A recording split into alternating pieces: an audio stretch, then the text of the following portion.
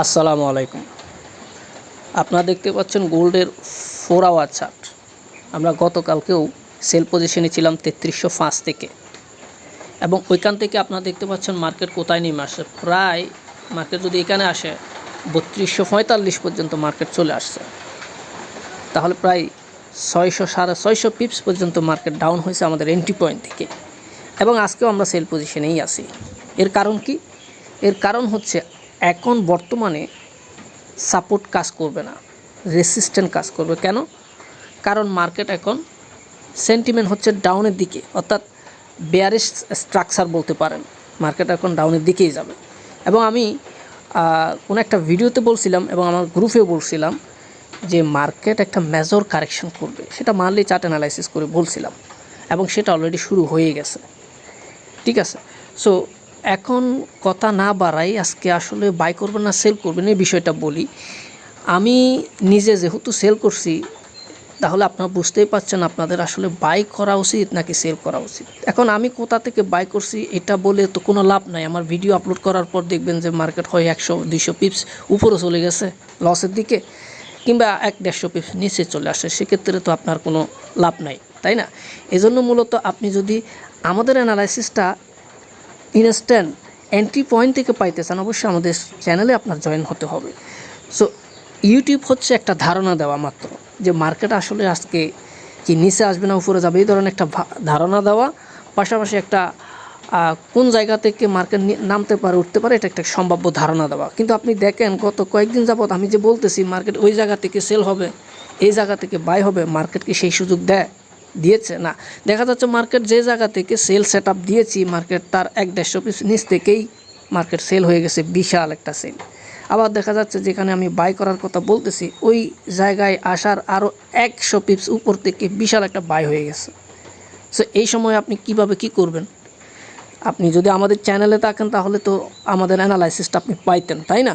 কিন্তু ইউটিউবে একটা ভিডিও আপলোড করার পর আপনি তো আরও ইউটিউবারকে পাচ্ছেন না, তাহলে আপনি কি করবেন? তো এই জন্য ইউটিউব দেখে কিছু হয় না। ইউটিউবে আপনি একটা আইডিয়া নিতে পারবেন, আপনাকে চ্যানেলে থাকতে হবে। চ্যানেলে জয়েন করলেই তার অ্যানালাইসিস ফলো করতে হবে, বিষয়টা এমন না। আপনি অবজারভেশনে রাখেন, তার অ্যানালাইসিসের সাথে যদি মার্কেটের প্রাইস যদি ঠিক থাকে, অ্যানালাইসিস যদি অ্যাকুরেসি ভালো হয় তাহলে ফলো করবেন, আদারওয়াইজ ফলো করার তো কোনো দরকার নেই। সো এখন যে বিষয়টা হচ্ছে কি, মার্কেটে অনেক সময় অনেকেই বলে যে একটা এই মার্কেট এখন এখানে আছে, এর উপরে গেলে বাই করবেন, তারপর এর নিচে লো ব্রেক করলে সেল করবেন, এরকম বলে থাকে না। এখন দেখা যাচ্ছে কি লাইভ মার্কেট আসলে এরকম হয় না। কারণ লাইভ মার্কেটে মার্কেট যখন একটা স্ট্রাকচার ব্রেক করে তারপরে একটা কনফার্মেশন আসে, সেটা বাইং কনফার্মেশন হইতে পারে। একটা নিচের দিকে স্ট্রাকচার ব্রেক করছে, সেটা সেলিং কনফার্মেশন হইতে পারে। এখন এটা অগ্রিম বলা যায় না, অগ্রিম ধারণাও দেওয়া যায়। এখন ধারণার উপর ভিত্তি করে কখনোই আপনি কিন্তু সেল কিংবা বাই করতে পারেন না, ফেসে যাবেন। সেই জন্য আমি বলবো ইউটিউবের ভিডিও দেখে ওই জায়গার জন্য অপেক্ষা করতে করতে দেখা যাবে সারাদিন অপেক্ষা করেও আপনি ওই জায়গায় মার্কেট যাই নাই, যাওয়ার আগে চলে আসছে, নিচেও আসে নাই উপরেও যায় নাই মার্কেট, অথচ মার্কেট নিচেও আসছে উপরে গেছে, কিন্তু আপনার সেট আপে যায় নাই। আপনাকে একটা ধারণা দেওয়া হয়েছে, যে ধারণাটা দেওয়া হয়েছে ওই ধারণা মোতাবেক মার্কেট যায় নাই, আপনি কি করবেন? সারাদিন বসে থাকবেন, একটা এন্ট্রিও পাইবেন না। সো এখন আজকে আমাদের আসলে বাইয়ে থাকা উচিত নাকি সেলে থাকা উচিত, এবং কোথায় গেলে আপনি বাই করতে পারেন বা সেল করতে পারেন সে বিষয়টা আপনাদেরকে বলে দিই। এখন মার্কেট যদিও এখন কারেকশনের জন্য উপরে যাচ্ছে, এখন মার্কেট এখান থেকে নামছে 3222 থেকে, এখানে কত 3322 থেকে 3222, প্রায়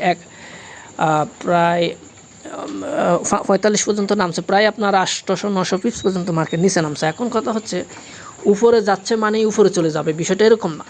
এটা হচ্ছে ফিবোনাকি টুলস যে টানবেন এখান থেকে এখানে, তারপর দেখবেন এখানে 30% একটা লেভেল থাকবে, 50% একটা লেভেল থাকবে। ওইখানে গিয়ে 30% বা 50% গিয়ে যদি রিজেকশন আসে আপনি সেল করতে পারবেন, এটার উপরে আপনি এসএল দিবেন। যদি মার্কেট এখান থেকে সেল করেন আপনি অবশ্যই এখানে এসএল হবে, আর এই দিক থেকে সেল করলে আপনি এখানে এসএলটা হবে, সেল করবেন, বাই না।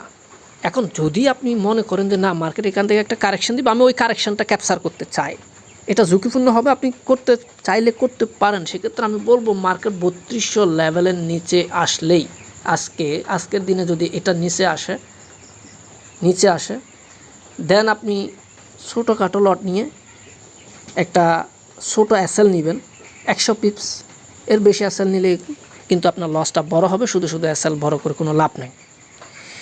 লট সাইজ ছোটো রাখবেন, মানি ম্যানেজমেন্ট ফলো করে 100 পিপস মতো এসএল রেখে আপনি একটা ওই যে কারেকশন যে মুভটা ওটা ধরতে পারেন। সেক্ষেত্রে ধরতে পারলে ভালো, যদি ধরতে না পারেন এসএল হিট হয় তাহলে আবার রেসিস্ট্যান্ট থেকে সেল করবেন। যখন আপনার মার্কেট নিচে আসবে আবার উপরে কারেকশন করবে, দেন রিজেকশন আসবে, ওখান থেকে আপনি সেল করবেন। রিটেস্ট করার পর রিজেকশন আসলে আপনি সেল করবেন। এসএলটা একটু প্রয়োজনে লম্বা দিবেন, যেহেতু মার্কেট এখন সেলিং প্রেশার আছে, আপনার এসএল হিট হবে না, লম্বা হইতে পারে। এমন না যে আপনি এসএল 500 পিপ দিচ্ছেন আপনার মার্কেট 500 পিপে গিয়ে এসএল হিট করবে। সেরকম পরিস্থিতি যদি আপনি দেখেন ম্যানুয়ালি কেটে দিবেন, কোনো সমস্যা নেই, ঠিক আছে।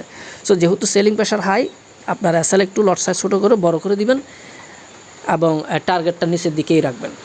এখন বর্তমানে উপরের দিকে কারেকশন যাচ্ছে, আপনি এখানে 50% বা 30% কারেকশন করলে সেল করবেন। এখানে আপনার এসএলটা রাখবেন অ্যান্ড দেন 261 অর্থাৎ 3200 পর্যন্ত, 3222 কিংবা 3200 পর্যন্ত ফার্স্ট টিফি অ্যান্ড সেকেন্ড টিফি টার্গেট করতে পারেন। আজকে এতটুকুই। তারপরেও যদি আপনারা এখান থেকে কোনো ভিডিও দেখে কোনো এন্ট্রি সেট আপ নিতে না পারেন, ধরতে না পারেন, তাহলে আমাদেরকে টেলিগ্রামে ফলো করতে পারেন। সকলে ভালো থাকবেন। আসসালামু আলাইকুম রহমতুল্লাহি ওয়া বারাকাতুহু।